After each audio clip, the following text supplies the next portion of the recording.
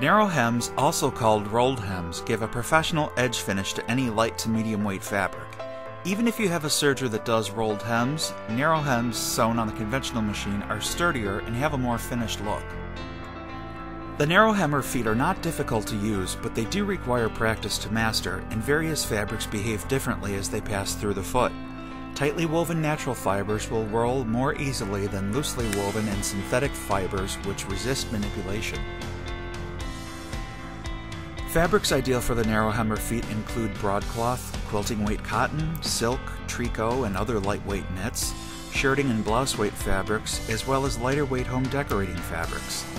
Situations where narrow hems are suitable are scarves, napkins, ruffle edges, and lightweight shirt hems. Corners and cross seams can be sewn over, though the fabric has to be light enough to not create so much bulk that the hemmer cannot do its job. So as always, do a test first to see if your project is suitable for this finish. The narrow hemmer feet generally come in 3 sizes, 2mm, 4mm, and 6mm, depending on the brand. The heavier the fabric, the wider the hemmer foot you will need to use. Stitch length should be a suitable length for the fabric.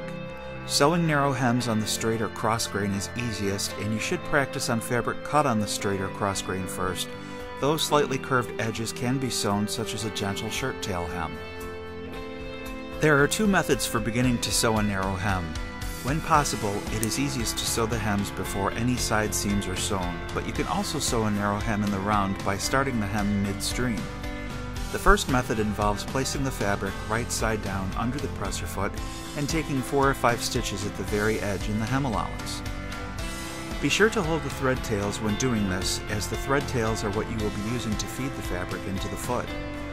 Next, lift the presser foot and bring the fabric slightly toward you, and then use the thread tails in your left hand to pull the fabric backward and into the scroll of the hemmer foot. Still holding the thread tails and the fabric, lower the presser foot. This is much easier to do if your machine has a knee lift.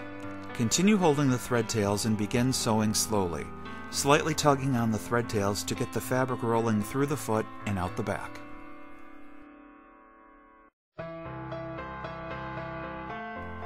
Another way to begin rolling the hem involves finger pressing along the hem once, then twice for a couple of inches at the start. Hold the thread tail securely and take several stitches into the folded hem. Stop sewing with the needle down and raise the presser foot, and pull the hem up into the scroll of the foot. Lower the foot and continue sewing. This method will be used when sewing hems along corners.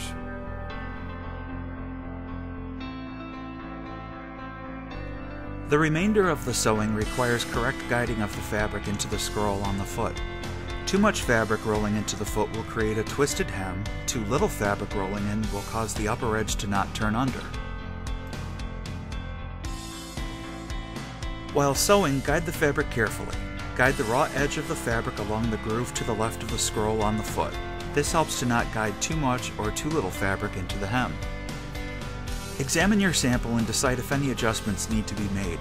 It may be necessary to bring your needle position 1 notch to the left to bring the stitch closer to the hem fold.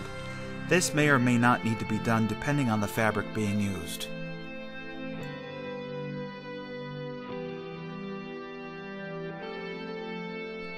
To turn corners on napkins and scarves, it's easiest to do with the wider hemmer foot widths. Using the pre-press technique shown earlier, sew the first hem edge.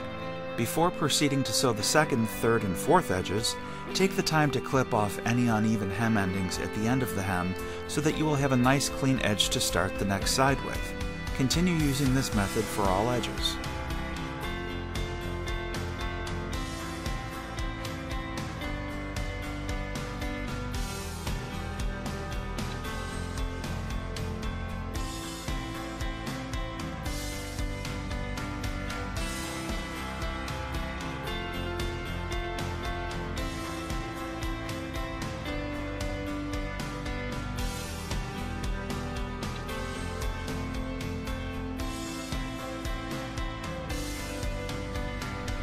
Shell edges can easily be sewn on very lightweight wovens, but work especially well on tricot knit fabrics.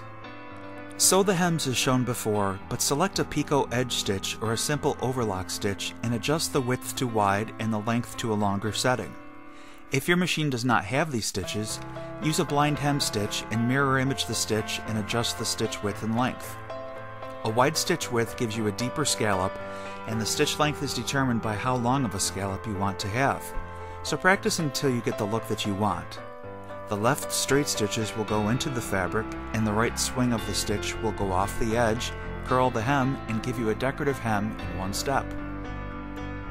If you are having trouble getting the fabric to roll under properly, don't get frustrated. Try an alternative and use the zigzag stitch to hold the hem in place.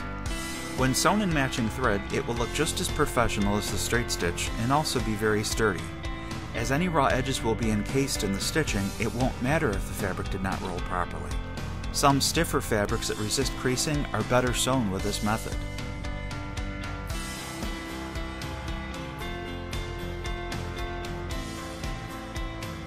The narrow hemmer feet are great tools for making beautifully finished edges, and when you take the time to get to know how to use them properly, they will become one of your more commonly used accessories.